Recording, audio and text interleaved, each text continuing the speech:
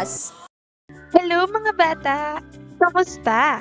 I hope all of you are doing fine. So, this is Teacher Risa. So, for today's video, this is the continuation tutorial on saon paggamit or pag-add sa picture using Microsoft Word. Tulad ng watermark, page color, page number, page border, header, and footer. Are you excited, kids? So, let's get started. Okay, mga bata, ato sa pangitaon ang Microsoft Word. So, mauni ang logo sa Microsoft Word. Kaning na ay W and color blue na Microsoft Word. So, ato na siyang i-click. So, ingani ang mugawa. So, ato ning i-click ang blank document. Karon atong pangitaon ang watermark. So dili nato siya makitaan mga bata sa may design. So kani ang watermark. So karon ato ni siyang i-click. So natay makitaan diri na confidential, do not copy ug uban pa. So mga bata, mostly gigamit ang watermark para walay makakopy sa inyong document. So, pwede sa ninyong butanganan sa title or sa inyong pangat. So, diri nato siya i-click sa custom watermark. So, karon makita nato diri ang word text. So, kita ang mag-decide kung unsa ato ang ibutang na name. For example, name sa inyong school, University of Cebu. Kani, then atong i-click ang OK button. So, charay. So, naanay watermark. Karon, kung ganahan na ninyo na ay color ang inyong page, so dirita, marita sa page color. Tupan ni watermark and page border. So, ato na siyang i-click. So, na ay laing-laing mga color. So, kung wala diri inyong color na ganahan, pwede mo muari diri sa more colors.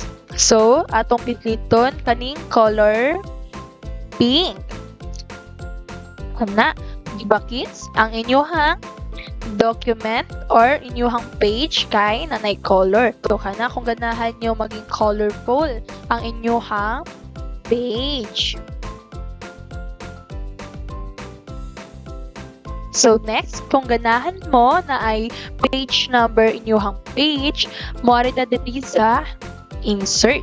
So atong pangitaon ang page number. So kani page number. So ato ni siyang i-click na mugawas na mga option kung ganahan mo sa top, bottom, o uban pa. So, for example, diri sa bottom, ato na i-click plain number 1. So diri na sa footer. Mao na ang example ng page number. So, kung ganahan mo na ay border inyong page or design para more creative, pwede tang mag-add ng page border. So, atong pangitaon ang page border. So, diri nato siya makitan sa design. Diri sa kinalasan, page border. So, ato na siyang i-click. So, dagantang mga kapilian diri.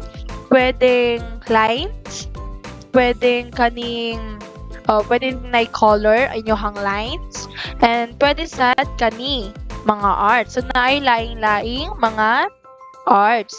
So, for example, kani, o pili ta kaning star. Kana. So, diba, nanay design and border ang ato ang page. So, para maka-add ta sa header and footer, moari ta diri sa insert balik. So, kani ang header and footer. So, ato sang i-click ang header. So, kadalasan gigamit ang header sa title. So, for example, name sa inyong school, University of Cebu. Ato siyang padakan and then i-centered. para mas maklaro. University, kana ang ato ang header. Next naman for atong ato ang footer kani sa ubos ng header. Itong timan-an always na ang header or head sa taas permi. So ang footer or foot ay sa ubos. So kani for example atong ibutang sa ato ang footer kay good luck na word. And then, ato na siyang padakan para maklaro and is centered. So, nanatay footer, and header. Okay, kids. So, karon maghimutang document and output o i-apply na to tanan ang mga picture. So, mobalik ta diri sa Microsoft Word. Okay, ari ta sa blank document. Atong i-apply tanan. So, para sa ato ang watermark, atong ibutang balik kay University of Cebu. And then, for our page color, darita, so color pink. And now, butangan nato siyang border. Kanina lang na ay stars. Natay page border. Para sa ato ang footer, ato na lang ibutang sa atong footer kaning page number. So, diri sa ubos.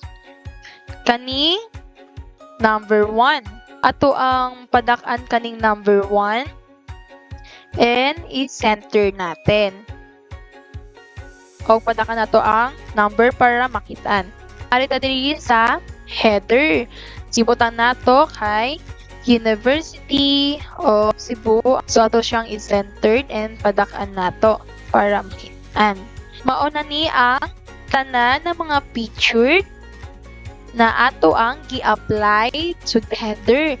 So again, igamit tag watermark, page color, page number, page border, kaning stars, and header.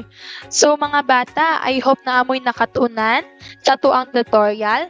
O mga bata, pwede sa ninyo ni matry sa inyuhang balay. Magamit sa ninyo kini sa paghimo sa inyuhang mga documents or assignment kon. Hope na mo tan-aw pa mo balik sa ato ang tutorial next video. So see you again kids and thank you.